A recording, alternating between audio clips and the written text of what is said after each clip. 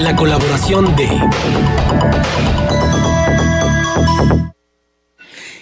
Miguel Crespo, un gusto saludarte como cada martes en tu colaboración, que ahora nos hablas de la estrategia de comunicación de Andrés Manuel López Obrador. Muy buenos días.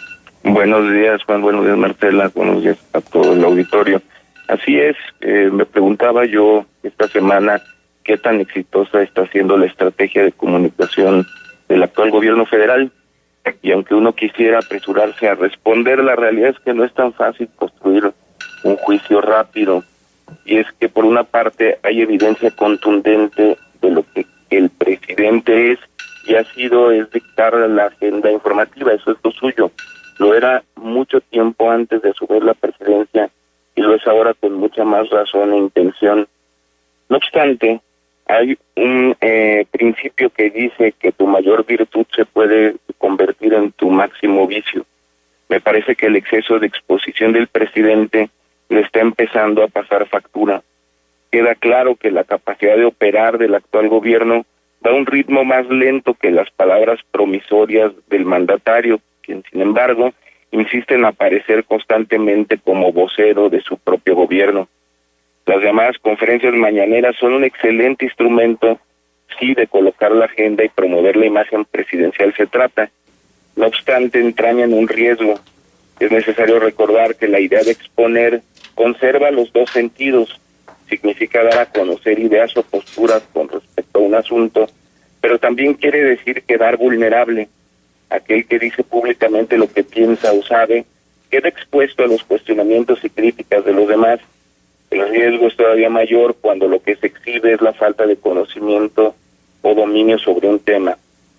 Aquí es necesario recordar que los asuntos que recaen bajo la responsabilidad del Poder Ejecutivo Federal son de muy diversa índole y de distintos niveles de dificultad. Esa es la razón por la que el diseño institucional está basado en la figura del gabinete, tanto el económico como el ampliado, de la que el presidente es solo un coordinador, pero Andrés Manuel López Obrador insiste en ser él y solo él la única voz cantante de su gobierno. Salvo en ocasiones muy contadas, los miembros de su equipo permanecen en silencio. Solo hablan cuando el mandatario los solicita. Incluso hemos visto cómo el presidente los contradice, anulando al hacerlo su posible participación y forzándose a sí mismo a ser el experto en todo. Así, el mecanismo que en principio estaba ideado para fortalecer la imagen presidencial comienza a debilitarlo, lentamente si se quiere, cada vez que expresa inconsistencias y argumentos que no tienen sustento en datos que puedan ser verificados y constatados. Hay algo más grave todavía, y es que a diferencia de lo que sucedía cuando gobernaba en la Ciudad de México, en su actual posición hay temas que escapan de lo que él tenía planificado hablar durante su conferencia mañanera. Nuevamente tal cosa sucede porque el catálogo de asuntos que tiene bajo su control es demasiado amplio, lo que da lugar a que aparezcan preguntas que conducen al mandatario a un terreno que evidentemente no estaba planificado. Ante tales circunstancias, el presidente se ve obligado a improvisar lo que no le resulta tan natural. Cierto es que el presidente continúa dominando la mayor parte de la agenda, pero es esta cada vez con mayor frecuencia la que lo arrastra, como sucedió con los muertos de Minatitlán, tema sobre el que terminó expresando algunas declaraciones que a mi juicio fueron bastante desafortunadas. Así, si medimos el éxito de la estrategia de comunicación del actual gobierno en función de las primeras planas que logra cada día con su ejercicio de las mañaneras, podemos decir que está triunfando, además con un costo económico sensiblemente menor al que tenían las estrategias de comunicación absurdas de los pasados gobiernos de México.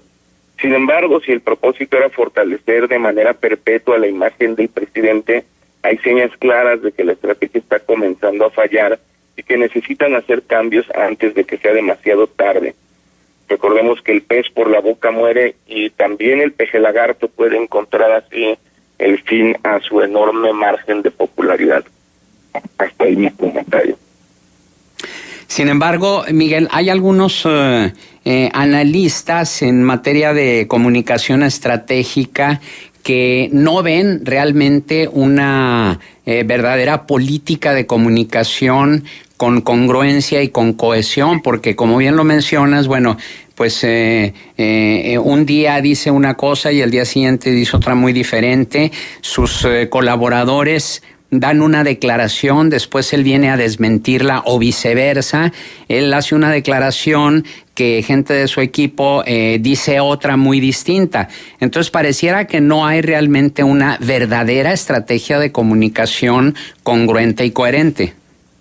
Efectivamente, visto desde fuera, la estrategia, digamos, que es una, si antes tuvimos, por ejemplo, con el gobierno Calderón, una estrategia monotemática en donde no había otro tema. Aquí tenemos una estrategia unipersonal, todo recae en un solo individuo, y siempre que las cosas se montan sobre una sola pata, pues se corren riesgos, ¿no? Hay una gran vulnerabilidad aquí. Me parece que está en que se confía demasiado en las habilidades del presidente. Son muchas, por cierto. Él realmente tiene esto que llaman el timing en términos de comunicarse, pero pues como yo siempre he dicho, ¿no? Para tener que hablar o para poder hablar hay que tener que decir, y entonces el problema es que se orilla al presidente a estar en terrenos en donde no necesariamente tiene que comunicar, por lo menos no de manera efectiva. Sin embargo, hay quienes justifican el hecho de que el discurso de Andrés Manuel López Obrador fuera diferente en campaña a como es ya en el gobierno, en el sentido de que en campaña se hacen muchas promesas que ya al momento de ser gobierno, bueno, pues se dan cuenta que no pueden hacerla, o de antemano sabían que no iban a poder cumplirlas, pero las hacen con fines electorales. Sin embargo, es el hecho de que el mismo Andrés Manuel López Obrador lo dijo en una entrevista siendo candidato, a propósito de las declaraciones que hacía Hugo Chávez como candidato y después ya como presidente de Venezuela, en el sentido de que el propio López Obrador lo dijo. Es que en campaña tienes un discurso y ya cuando eres presidente tienes otro, de alguna manera pues reflejándose lo que él haría después ya siendo presidente. Sí, de alguna manera, digamos que a eso estamos acostumbrados, y aquí tal vez ese no sea el mayor problema, tal vez haya situaciones que justifiquen una situación de cambio de discurso. Aquí el problema mayor consiste en que constantemente es un presidente, y creo que los últimos lo han sido, que son acompañados por un ejercicio periodístico crítico, por un ejercicio también de la ciudadanía organizada que es crítica y que va a contrastar lo que dicen contra la realidad y que va a poner bajo cuestión la situación del discurso contra los hechos que son verificables, y ahí es donde está encontrando sus mayores defectos en la estrategia de comunicación del mandatario. Ahora, es un hecho que todavía sigue elevado el nivel de aceptación de Andrés Manuel López Obrador entre la comunidad nacional, pero ¿cuánto tiempo consideras tú que le pueda durar esa calificación positiva de la mayoría de los ciudadanos, sobre todo tomando en consideración esta contradicción que hay del discurso con la realidad y de las contradicciones también que se dan en las promesas de campaña y los hechos en la presidencia? Sí, es difícil predecir eso, pero me parece que va a ser más rápido de lo que ellos quisieran. Es decir, el presidente está topado, no puede crecer más en popularidad que lo que llegó a tener, digamos, hacia enero o febrero. De hecho, ha habido, dependiendo quién haga el estudio, pero ligeros descensos, y me parece que la constante a partir de ahora va a ser que paulatinamente en el tiempo va a ir perdiendo gas en términos de popularidad, y es normal en términos de que hay un ejercicio de gobierno.